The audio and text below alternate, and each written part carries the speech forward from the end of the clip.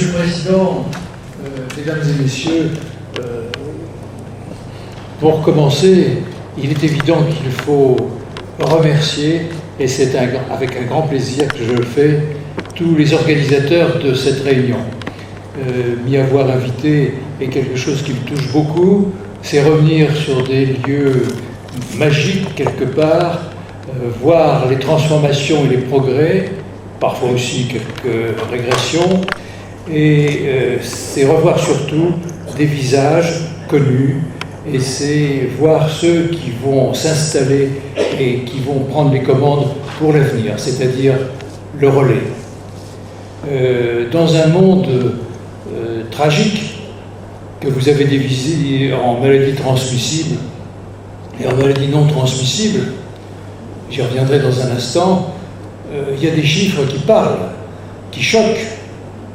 C'est, je le rappelais hier à une autre table, c'est 1 milliard d'affamés, 1 milliard d'assoiffés, 1,5 milliard de gens sans droit à l'assainissement, c'est 500 000 femmes qui meurent en tentant de donner la vie, c'est les 30 millions en 30 ans de morts du sida, et c'est à un moindre degré, mais ça nous choque profondément, vous, en Afrique, et nous, en Europe, c'est les 20 000 morts anonymes en Méditerranée, autour de Lampedusa et ailleurs. C'est tout ce monde-là, avec ces mouvements qui sont incontrôlables, avec ces tragédies que nous voyons encore ces jours-ci aux Philippines ou ailleurs, c'est ce monde-là qui nous est offert pour que nous tentions de l'améliorer.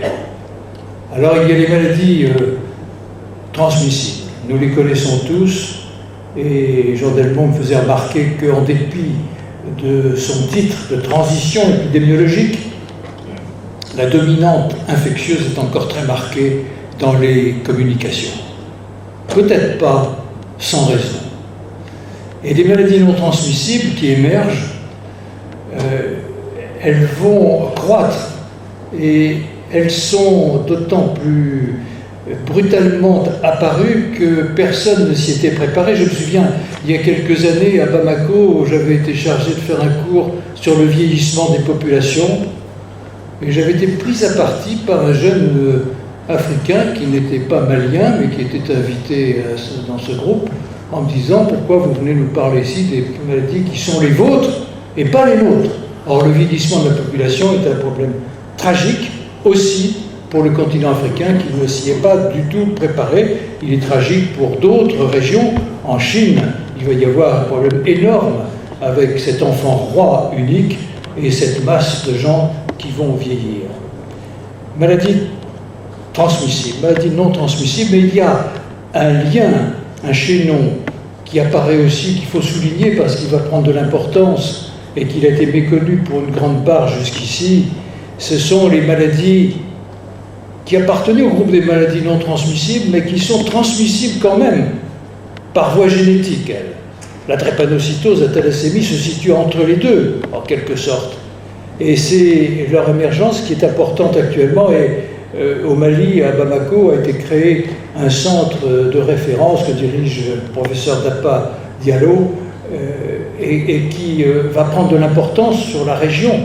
Et je sais qu'au Sénégal, il y a aussi l'intérêt qui est porté à cette affection et à sa maîtrise.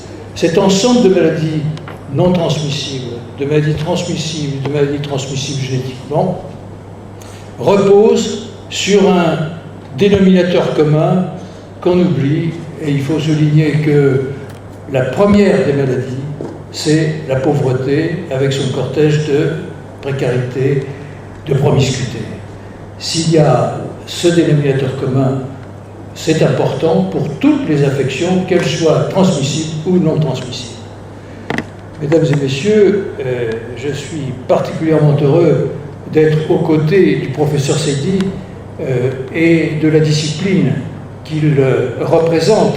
La médecine vétérinaire est pour nous très importante. À l'Académie de médecine, nous avons une section de vétérinaires et j'ai appris, je le savais déjà avant, mais à respecter les vétérinaires et à les associer à la démarche de lutte contre les maladies infectieuses. Toutes les maladies émergentes récentes sont en grande partie, Michel Rey le sait bien, qui a produit un opuscule tout à fait remarquable sur ces affections il n'y a pas longtemps, sont liées aussi au monde vétérinaire.